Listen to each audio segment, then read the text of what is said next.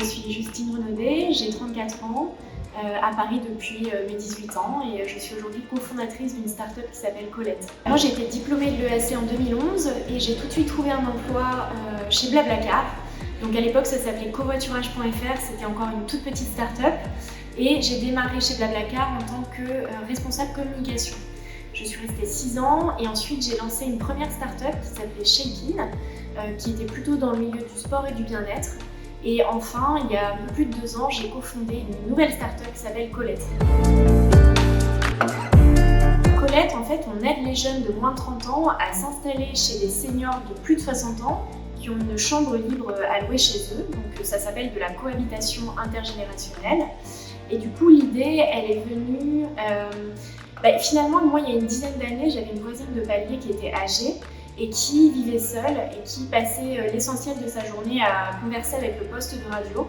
Elle avait tellement pas de visite chez elle que c'était son seul moyen d'avoir une interaction sociale. Et à ce moment-là, c'est vrai que sa solitude m'a frappée et j'ai eu envie de m'attaquer au problème de solitude des seniors. Et finalement, il m'a fallu plus de 10 ans pour en arriver à Colette. Je me suis lancée dans l'entrepreneuriat en 2018 pour la première fois, seule. C'est-à-dire, j'avais juste une bonne idée et l'envie de la développer, mais je n'avais pas d'associé à ce moment-là, je n'avais pas de financement.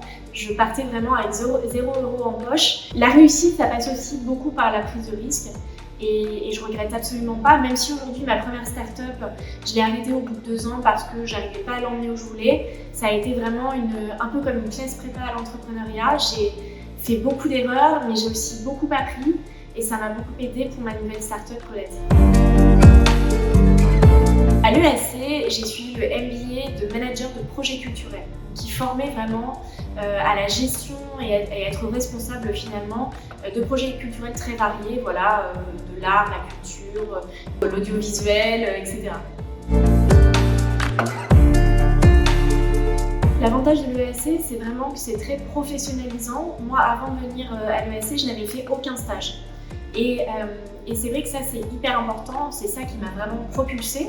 Donc, je dirais que, voilà, évidemment, l'ESC propose des stages et c'est après à chaque étudiant de se mettre le pied à l'étrier et d'y aller. Mais vraiment, ce côté très professionnalisant et aussi d'avoir des enseignants qui viennent du milieu professionnel, c'est très aidant pour la suite. Alors à l'ESC, on avait plein de projets, et notamment des projets en équipe, c'est vraiment ce qui m'a plu, parce qu'avant ça, j'avais jamais eu l'occasion de travailler en équipe. Ça sert beaucoup d'ailleurs pour la suite dans le milieu professionnel. Moi, le projet peut-être qui m'a le plus marqué, c'est mon mémoire. J'avais fait un mémoire sur les nouveaux usages liés au numérique dans le milieu de la culture. Donc, typiquement, un mémoire sur les applications mobiles, des musées, etc. Aujourd'hui, ça paraît vieux, mais moi, il y a ça 10 ans, c'était tout nouveau en fait d'avoir des smartphones avec des applications, l'application du Louvre, l'application du Quai Branly. Et donc en fait finalement, ça m'a vraiment marqué et ça a aussi beaucoup donné le fil conducteur après de ma vie professionnelle. Je garde des super bons souvenirs de l'ESC parce que de toute façon j'ai encore des amis de l'ESC. Bien sûr, c'est vraiment un environnement d'études qui est professionnalisant, qui permet de développer le travail en équipe qui est hyper important après pour la suite. Et puis une bonne ambiance. J'ai adoré mon passage à l'ESC qui a duré 2 ans. C'est vrai que j'ai eu la super bonne surprise de découvrir que je faisais partie du classement des 45 Forbes 2022.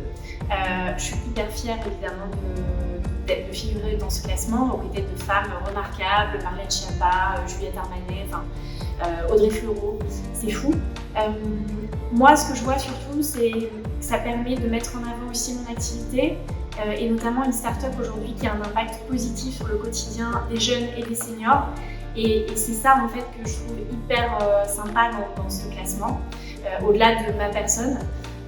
Et après, ce que ça a changé, Ça m'a donné de la visibilité, ça m'a permis d'avoir des nouveaux contacts qui peuvent à la fois m'aider à me développer personnellement, mais aussi de développer mon entreprise.